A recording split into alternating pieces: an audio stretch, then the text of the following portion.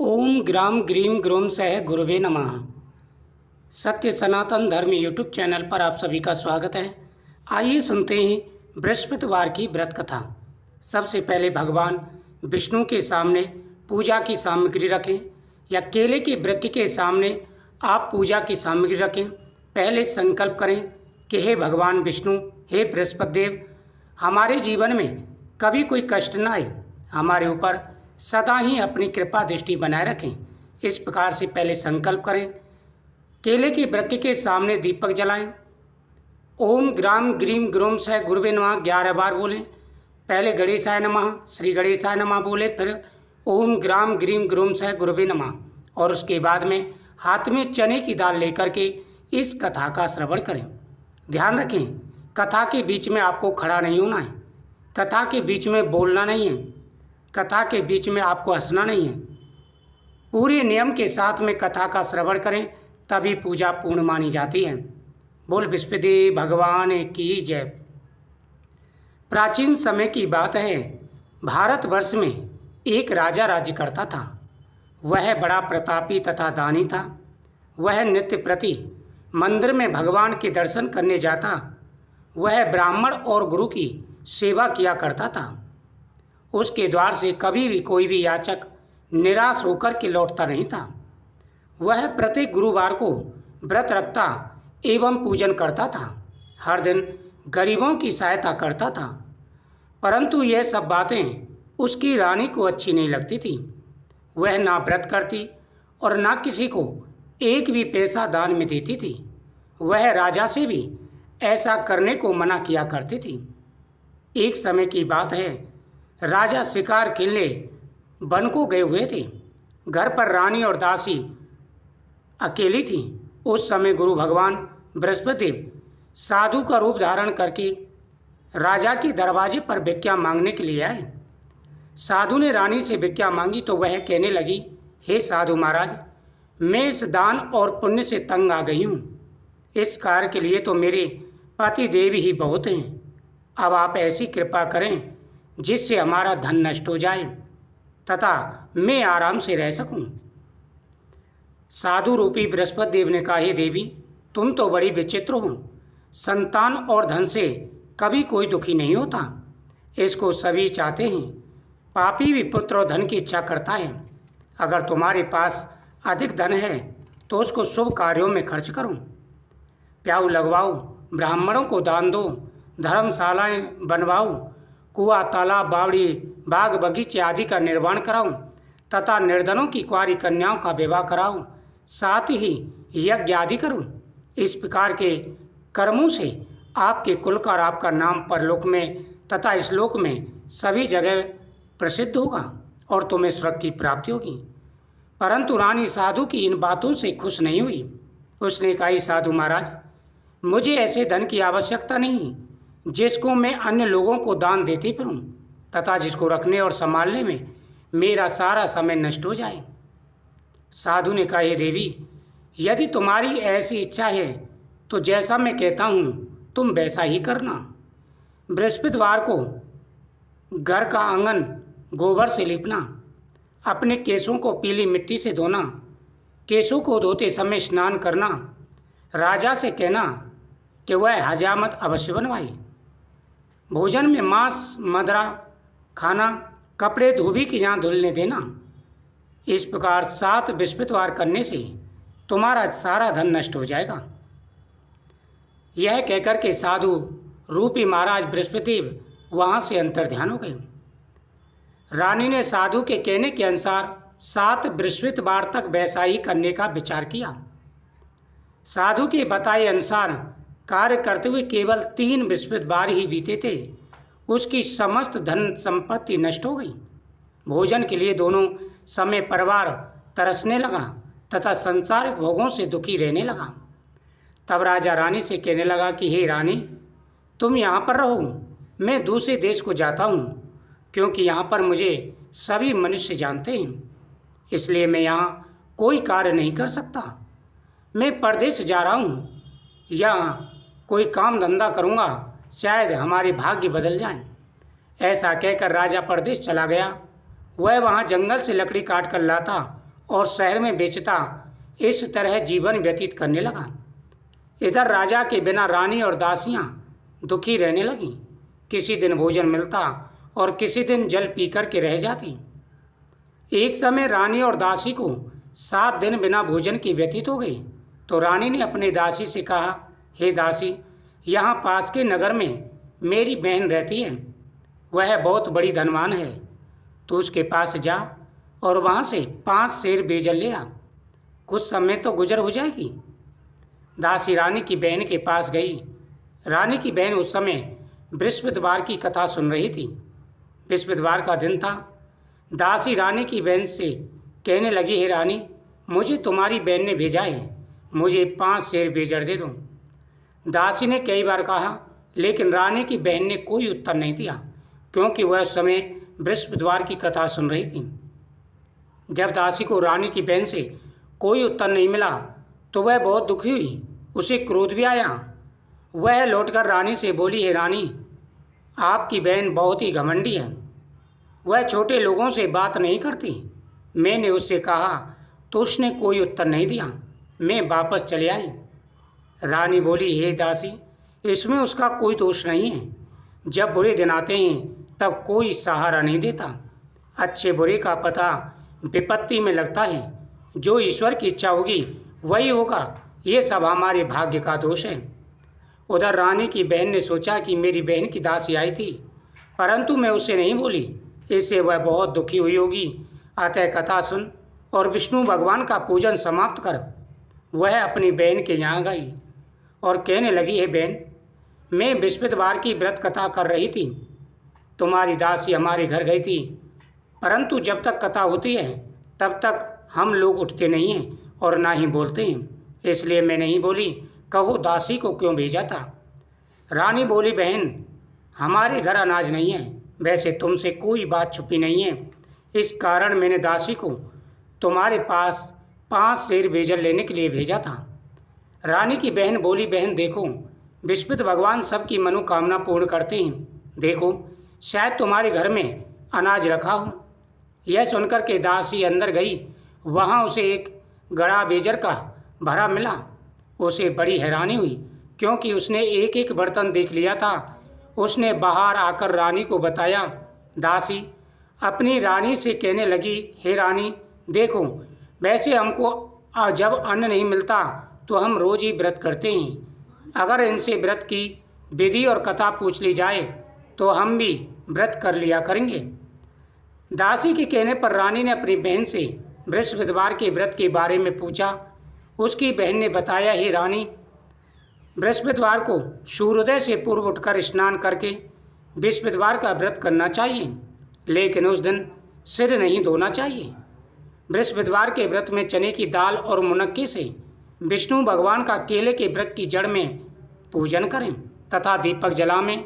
उस दिन एक ही समय भोजन करें। भोजन पीले खाद्य पदार्थों का करें तथा कथा सुनें। इस प्रकार करने से गुरु भगवान प्रसन्न होते हैं, अन्न पुत्र धन देते हैं, मनोकामना पूर्ण करते हैं।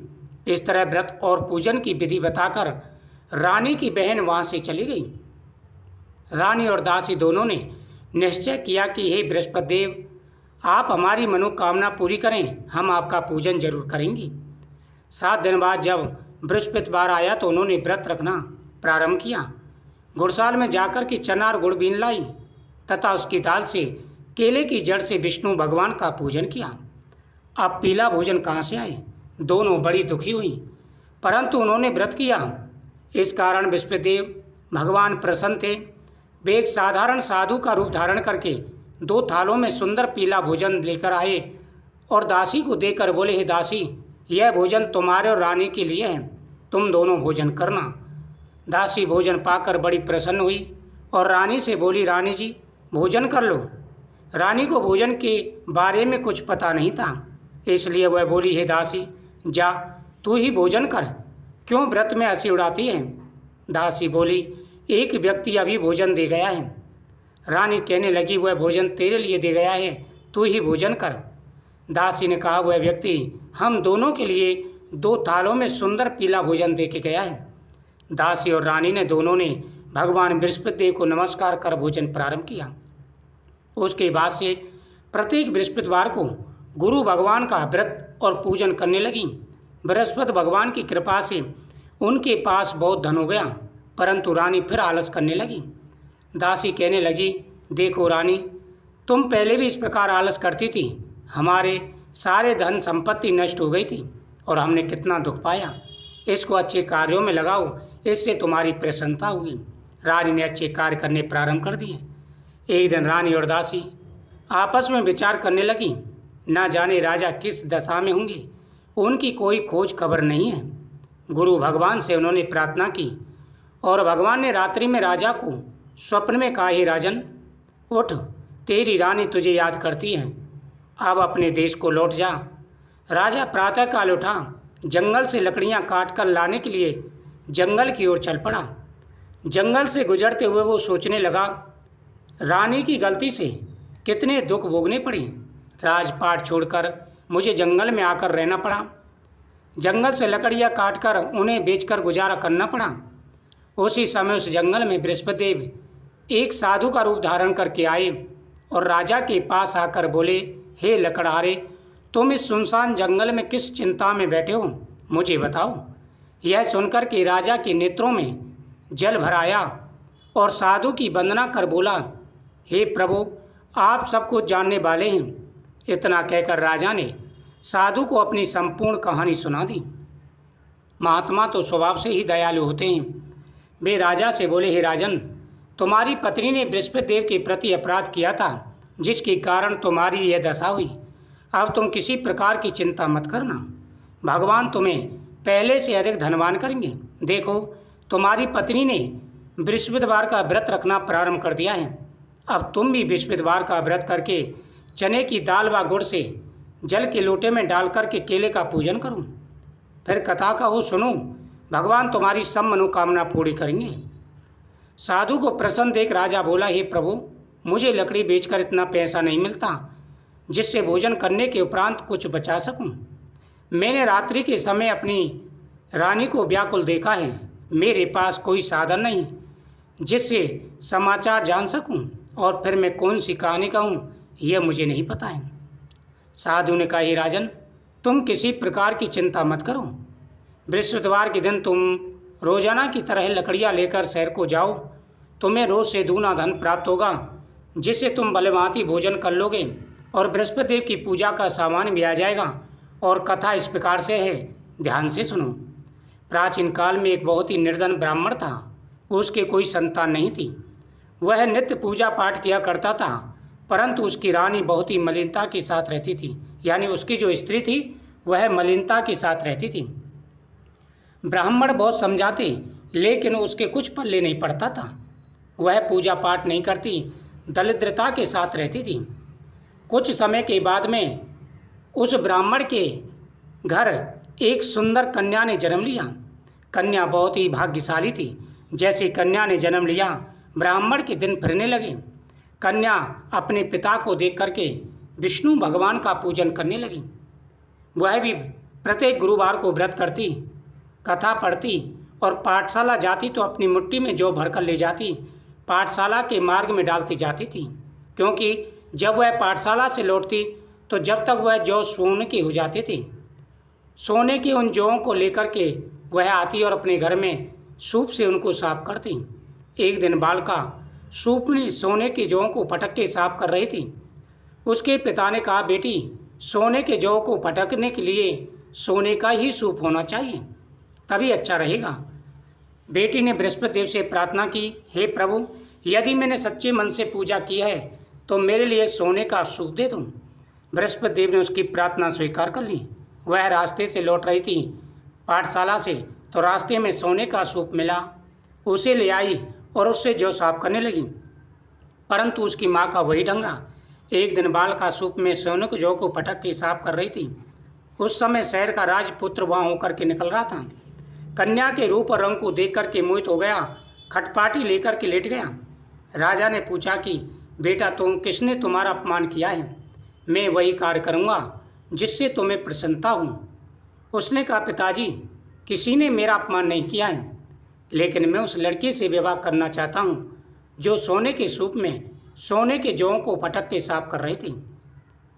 इस प्रकार सुनकर राजा ने कहा, बेटा, इस तरह की कन्या का पता तुम ही लगाओ, मैं उसके साथ तुम्हारा विवाह करवा दूंगा। राजकुमार ने लड़की के घर का पता बतलाया। प्रधानमंत्री को राजा ने ब्राह्मण के पास भेजा। ब्राह्मण ने सारी बात सुनी और अपनी कन्या का विवाह राजकुमार के साथ कर दिया। कन्या के घर से जाते ही पहले की भांति उस ब्राह्मण देवता के घर में गरीबी आ गई। ब्राह्मण अपनी पुत्री के पास गया तो पुत्री ने बहुत सा धन देकर के पिता को विदा किया।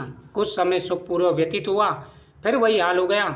फिर वह अपनी पुत्री के पास गया तो पुत्री बोली, हे पिताजी, आप माताजी को यहाँ लेवा लाइए, मैं उन्हें विधि बता दूंगी जिससे गरीबी दूर हो जाएगी। वह अपनी पत्नी को लेकर पुत्री के पास गया तो पुत्री माँ को समझाने लगी, हे माँ, प्रातःकाल उठकर भगवान की पूजा करना, आपकी सारी परेशानी दूर हो जाएगी। लेकिन उसने अपनी पुत्री की बात को नहीं माना और अपनी पुत्री के बच्चे के जूठन को खा लिया। पुत्री को गुस्सा आया, कोठरी में बंद कर दिया। बृहस्पतिवार के दिन उसे निकाला, स्नान कराया, पाठ कराया, विश्वदेव की पूजा कराई। इससे उसकी बुद्धि पवित्र हो गई। अब वह भी पुत्रवान और धनवान हो गई और विश्वदेव भगवान का पूजन करने लगी। इस प्रकार सभी प्रकार की मनोकामनाएं पूरी हो जाती हैं। लकड़हारे बने राजा ने उस साधु से भगवान बृहस्पतिदेव की यह कथा सुनकर के बृहस्पतिवार का व्रत करके भगवान विष्णु की पूजा की। उस दिन से उसके सभी कलेश दूर हो गए। लेकिन अगले बृहस्पतिवार को काम काज में अधिक व्यस्त होने के कारण उसने भगवान बृहस्पतिदेव का व्रत नहीं किया।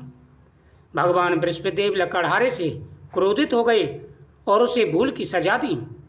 उस दिन नगर के राजा ने नगर में घोषणा करके सबको सूचित किया, प्रत्येक नागरिक मेरे महल में भोजन करने आए। जो नहीं आएगा उसे अपराधी मानकर भारी दंड दिया जाएगा।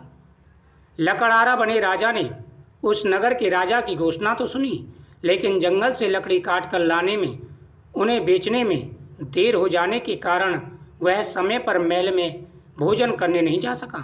अंततः राजा के सैनिक लकड़हारे को पकड़कर महल में ले गए। राजा ने उसे महल के एक कक्ष में बैठाकर भोजन कराया।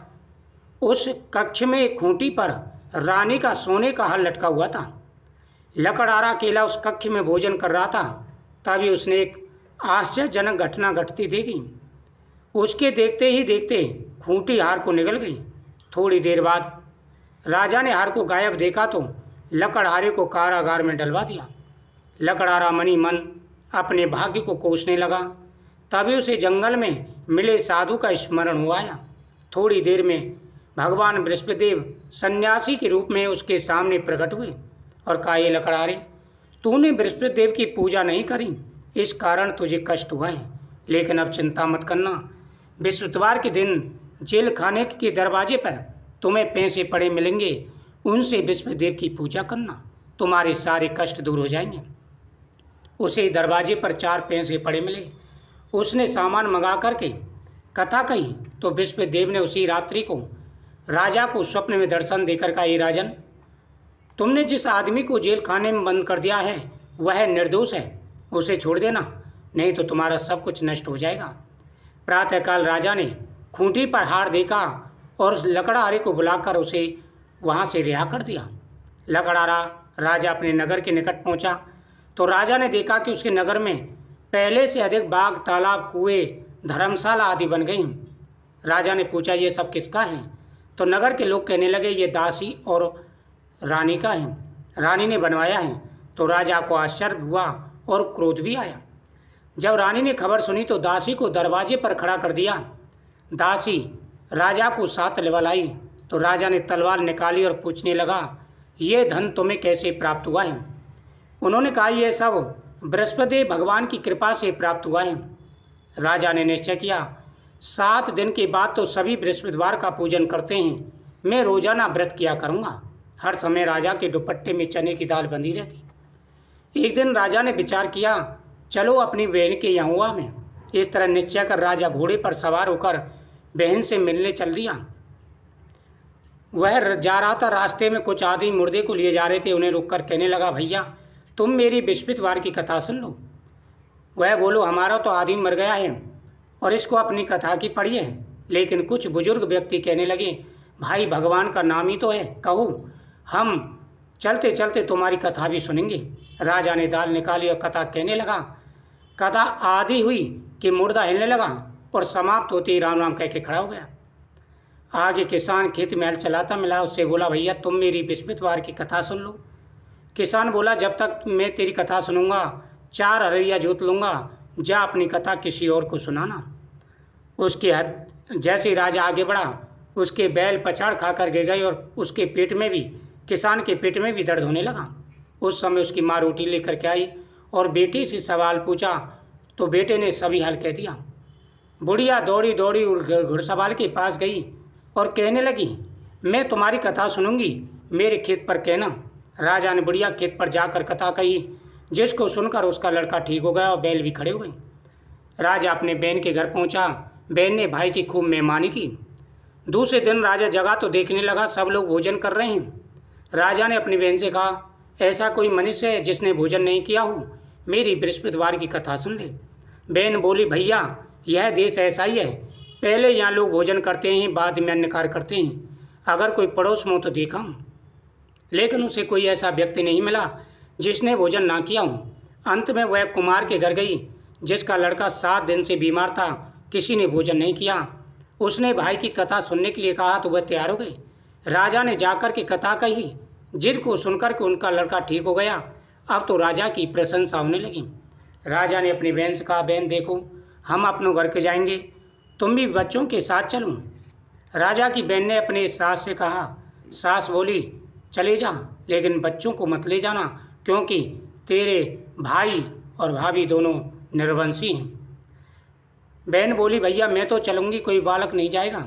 राजा बड़ी दुखी मन से लौट आया और बोला जब तुम ही बालक ही नहीं जाओगे तो तुम ही क्या करोगी। राजा खटपाटी लेकर के लेट गया।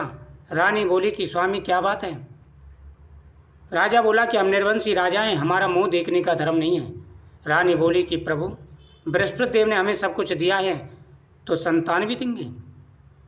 उसी रात को बृहस्पति देव ने राजा को स्वप्न में दर्शन देकर कहा, हे राजन सोच त्याग दे, तेरी रानी गर्भ से है।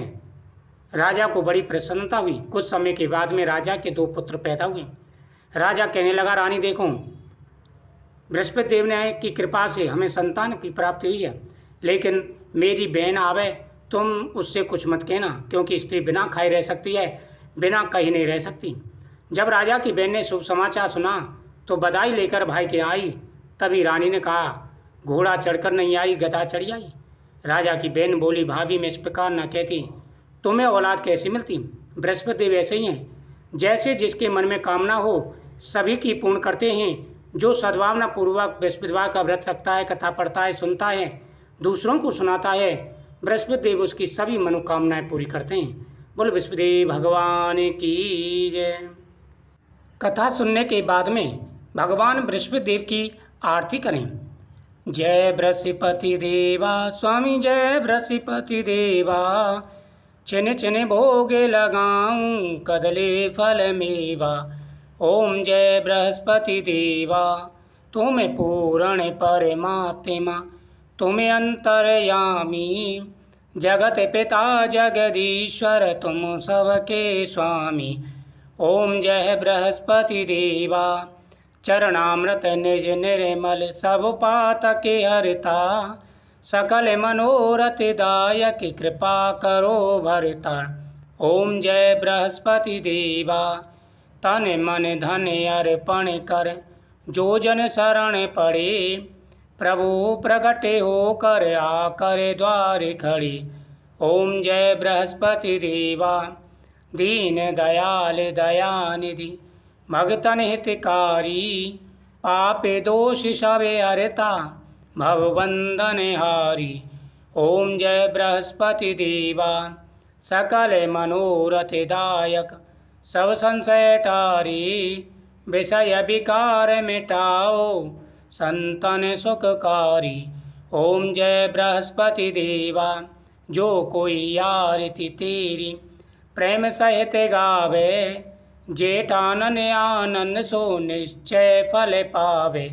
ओम जय बृहस्पति देवा बोल बृहस्पति भगवान की जय।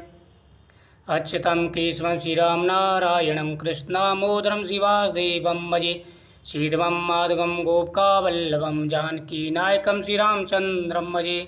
त्वमेव माता च पिता त्वमेव बन्धु च सखा त्वमेव विद्याधरणं त्वमेव सर्वं मम देव देवा।